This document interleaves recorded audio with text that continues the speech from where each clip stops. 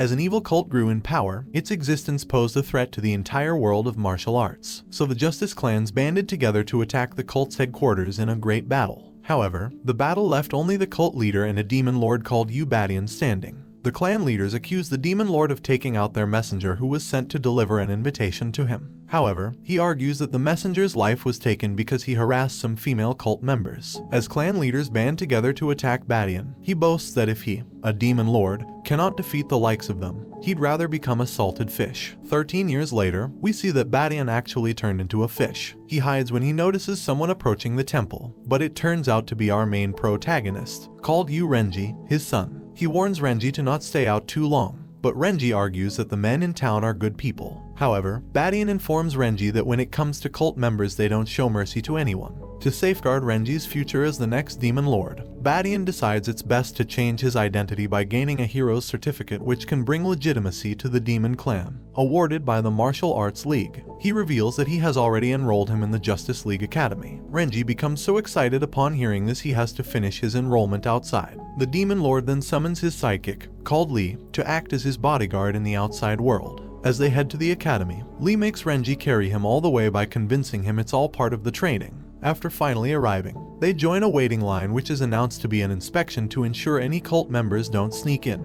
Just then, a boy is thrown out of the building because he has a cult character on his outfit. When he tries to explain himself, the chief guard, called Kiang, knocks him out utilizing a German suplex as he doesn't tolerate excuses. He then orders a disciple to take him to his execution. Renjie and Lee freak out upon seeing the risks they are faced with, but Lee puts Renjie's mind at ease, saying he doesn't have to worry as there are no cult marks on him. But suddenly, there's an announcement that the demon lord's son is in town. They have a detailed description of him including his outfit, so the disciples start picking on anyone wearing a similar dress. Renjie is shocked to find out that his personal information had been leaked, so Lee takes the initiative and transforms Renjie into a beautiful looking girl in order to hide his identity. With this disguise, Kiang and the guards are completely fooled and they permit their entrance none the wiser. Inside, Renjie is shocked to see that Lee is also dressed as a girl. As Renjie complains that his dress is too revealing, they are suddenly attacked by the director of the discipline department, called Mingju, who calls them cult scums. In the panic, they soon discover that Mingju's hostility is directed towards Lee, who looks barbaric despite his disguise. Lee plays along and tosses Renjie towards her while revealing he is indeed a cult member. To protect Renjie, she attacks Lee, who then defends himself with his sword. Renjie can only watch as the two continue to battle each other. However, just as Mingju decides to get serious by using her Kai attack, the fight is interrupted out of the blue. In all the distraction, Lee reveals that he is going away. On the other hand, Mingju is angry that Saiyan interrupted her fight. Although he ultimately saved her, Mingju is angry that his actions let Lee escape. As she leaves with Renjie, Saiyan complains about needing some tissue, so Renjie offers him his silk scarf to use. This kind act makes Saiyan fall in love with him instantly. After he leaves, it is revealed that Mingju hates men greatly, so she takes a liking to Renjie, who she thinks is a girl. As they walk, she begins asking about his knowledge of cults and shows him a portrait of the demon lord's son, so Renjie freaks out thinking he has been exposed. Mingju then begins revealing details about the demon lord's son. When she reveals that his name was not given, Renjie finally relaxes after realizing he hasn't been discovered yet. After noticing Renjie's state, she thinks of him as someone to protect. She then reveals she has the dream of catching the demon lord's son and executing him herself. At the venue of the entrance ceremony, Mingju and Renjie part ways. On the stage, Mingju welcomes the chairman, Master Fate, to give his speech. Shortly after he begins, everyone gets bored really fast and start to fall asleep. So he excites the crowd by making everyone affirm their hate for cultists. As everyone choruses the Academy's mantra on cult hate, Renjie realizes he is in a sheep among wolves situation. Shortly after, a figure representing Renjie is raised up, so Mingju fires an arrow that sets it on fire. Everyone screams in excitement as that is the signal for the Fate Ball to be released. As everyone hopes to catch it, Renjie moves away to escape the place in one piece, but before he can get out, the ball finds its way to his hand. Immediately, he is taken to the stage and congratulated as the girl who won the Fate Ball. Mingju reveals the winner has the right to get a gift from the headmaster, so an artifact called Kyandai is handed to him as the prize, adding that this artifact will permit him to get 10 years of the headmaster's cultivation, making the other students jealous. Next, she allows Renjie to introduce himself and the sect he belongs to. Everyone is eager to know. However, he is panicking since he doesn't want to be found out, so he says that he doesn't have a sect, disappointing everyone except the headmaster, who is already suspicious of him. Before transferring his cultivation, the headmaster suggests testing his cultivation aptitude. Renjie surmises that his identity might be discovered, so he avoids the headmaster. But Master Fate is persistent to carry out the test, so Renjie continues to run. When the old man finally stops from exhaustion, Renjie begs to take his leave. But instead, he is forced to receive a long-distance energy transfer which sends him flying from the headmaster. When Mingju checks on him, he reveals that his body feels more relaxed than usual. At that moment, everyone discovers his chest implants on the floor. As Renjie freaks out, everyone begins murmuring about his identity. Fortunately, Mingju defends him by saying they should not make fun of him just because he is flat-chested. She tries to convince everyone present that Renjie is a girl by getting intimate with her, and everyone then believes her since it is known that she hates men. Later, the pair arrive at a location where the placement test to determine the student's foundation would be carried out. Kang reveals the first round is to determine speed. For this they are to run 50 laps around the stage. However, when the race begins he tells Renjie to do 100 laps. Renjie asks why him, to which Kang reveals that he simply dislikes people without backgrounds. Shortly after, Renjie finishes his 100 laps, but Kang doesn't believe it as he was so fast. When Mingju arrives, she informs him that the headmaster's cultivation has made Renjie stronger. The next round is a technical task that involves hitting the bullseye with a knife. Each student then begins throwing knives at the target at their own pace. When it comes to Renjie's turn, he throws the knives simultaneously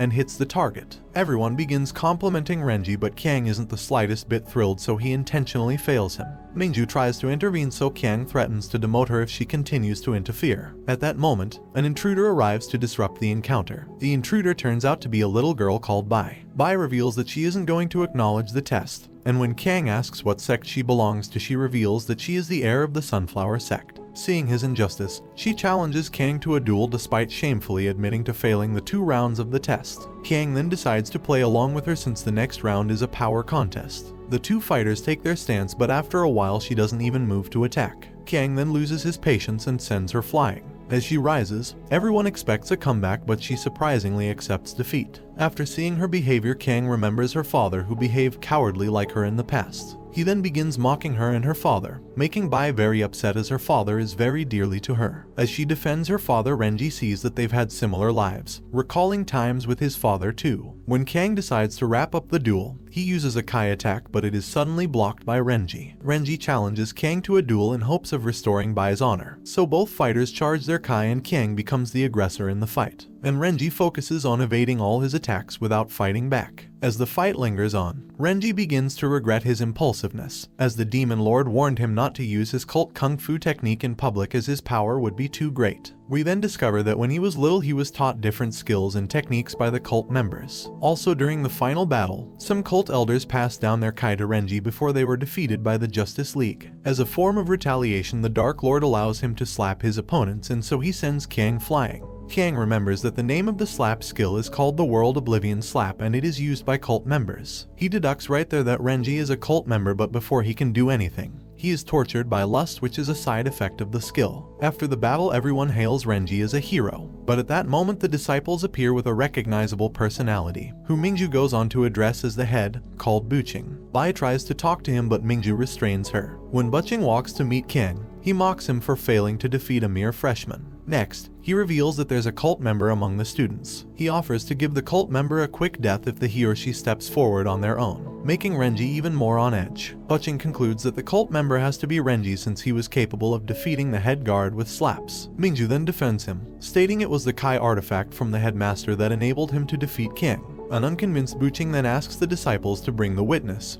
So Saiyan is brought in on a stretcher. When he is asked to identify the cult member, he heads straight to Renjie in haste and expresses his relief that he is safe. He explains that there was a powerful cult member in the scarf he gave him. Buching explains that Saiyan was poisoned with a cult-exclusive toxin called Grume Cream. Once touched by it, the victim feels huge amounts of pain and gets swellings or sometimes dies. However, Renjie remembers that it was the sauce that the cult invented to grill fish. Everybody is glad that Saiyan was attacked instead of Renjie. At that moment, Buching becomes suspicious, so he sends an attack directed at the bush where Lee is hiding. Instantly, Lee reveals himself and Buching then charges in to attack him. As they battle, it is revealed that they know each other. They continue fighting as Buching chases Lee around. Meanwhile, the result of the placement test is announced and Mingju, who gets the highest score, is placed at the top of the class. Some other students make it to the advanced class, but when it comes to Renjie, he is placed in the worst class despite his good score. The class turns out to be a shabby building with many weird members. Renjie finds that Seiyin is also a member of the class and asks him why everyone is acting weird. However, Seiyin wants to join in, so he doesn't seem to find anything particularly unusual in the class. Fortunately, Bai is also in the class. She notes that no teacher had come in to teach and that everyone is disorganized. Renjie is stunned when Bai reveals she wants to take the role of the teacher. She begins organizing the class, but soon they notice the arrival of a creepy figure by the entrance. Buching enters the class and complains about their noise making.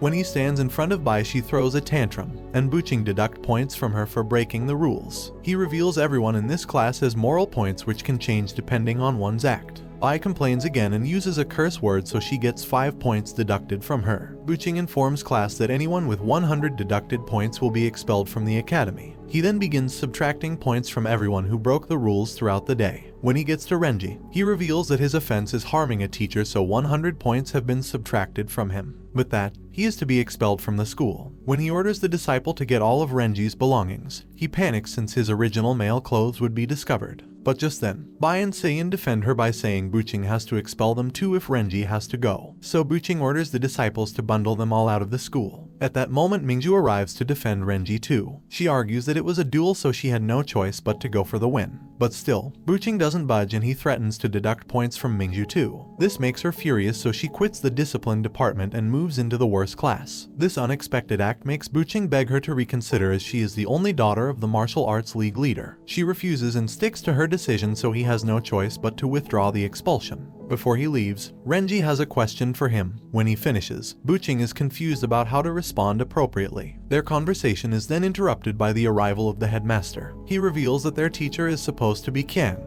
but since he is out of commission, he appoints Buching as the new teacher of the class. Buching, along with the other students, is shocked by the announcement, but Seiyin is excited as he would have the opportunity to be trained by Buching, who he adores. Next, Headmaster Fate restores 5 points both to Mingju and Renjie. He also encourages them to be friendly to each other since they would be staying in the same room moving forward. Finally alone, Mingju suddenly reveals that she knows Renjie is a little demon lord as well as a man, telling him she realized his identity after discovering his hidden male clothes when she opened his bag in secret to place her handmade dolls inside as a surprise gift. Mingju begins questioning his motive for joining the Justice Academy. As she becomes hostile, Renjie loses control of his powers, so he begs Mingju to give him a chance to explain. He explains that he just wants to obtain a certificate of good. Mingju doesn't want to believe his story, but it feels like the truth, so instead she decides to trust his intentions, given that he has been nothing but kind during their short time together. Although he seems good, she notes that he is still a cult member. Mingju then decides to simply report to the school, but Renjie begs her to reconsider. She begins falling for him, so she agrees the best course of action would be to monitor him in person. Embarrassed that she kissed him, she asks Renjie to continue dressing like a girl. When it's time to sleep, they are faced with the problem of sharing a bed, so Mingju uses her spear to create a boundary between them. Later, she begins talking and moving while asleep. Though it was unintentional, she became the one to break the boundary herself. The following morning, Mingju feels refreshed, but Renjie is rather tired since he didn't get any sleep. One after the other, they are joined by their classmates. As they interact with each other, Buching makes a dramatic entrance and orders everyone to line up, revealing to the students that he is going to put them through rigorous training in order to groom them to his standards. So he orders them to pair up and engage in a battle of Kai. The winner of the match gains 5 points while the loser loses 5 points. To hide Renjie's identity, Mingju suggests that they fight together. However, Buching overhears them. He informs him it would be unfair to fight against his normal classmates since he received 10 years of Kai from the headmaster, so he decides to be his opponent instead. Before the first battle between Mingju and Jinchi begins, Jinchi reveals he plans on using his full strength to attack. At that moment, Mingju discovers the battles would let Buching observe everyone's Kai, and as a Kai expert he could easily identify occult Kai. She begins thinking of all the horrible possibilities when Renjie is caught. Her thought is interrupted by Buching, who announces her victory because Jinchi, who has eye problems, left the circle on his own. Seiyin is paired with Wang Dali, and when they begin, both fighters turn out to be evenly matched. So instead of actively competing, they begin to complement each other. So Buching takes 5 points from them both. When the next battle between Bai and Waotu is announced, Bai begins to advertise her sex book instead of fighting. This leaves her wide open for Waotu to attack and win the match. So it's finally the round of Renjie and Buching. When it's time to fight, Buching reveals he won't hold back at all. He then attacks suddenly, making Renjie unintentionally counter using a different Kai than earlier. Luckily, it's the headmaster's Kai he activated, motivating Buching to continue attacking while Renjie manages to counter yet again. This time he charges a powerful technique at Renjie, who is barely able to survive the attack. The attack rips some parts of his clothes, so everyone becomes enchanted by Renjie. As he panics, Mingju gets a cue, so she accuses Buching of intentionally destroying Renjie's clothes. Bai also joins to support Mingju's mischievous act. Buching then gets uncomfortable and asks Saiyan to take off his clothes. Upon hearing this, Saiyan thinks that he also wants to harass him. Bai gaslights the whole situation, enraging Buching, who responds that when they encounter a cult disciple, they won't have time to worry about clothes. Having said that, he asks Renjie to go all out and treat him like a cult disciple. So both fighters resume their Kai battle again. Although Renjie is serious this time, he is pushed back by the force of Buching's Kai. He reminds Renjie that he would be expelled if his remaining 5 points are taken away after the match. This makes Renjie use all of the Kai teachings the headmaster transferred to him. Before he goes out of the line, Buching uses his Kai to form a foothold. He thinks he succeeded, but the students point out that he has already left the circle. After the battle, Buching suddenly goes bald, which happens when a non-virgin or an average person receives Shaolin Kai, which is from the headmaster. And so Renjie is declared the winner of the battle. And this brings the anime to an end. Don't forget to like and subscribe if you enjoyed, and turn on the notification bell so you never miss out on another video. Until next time, take care.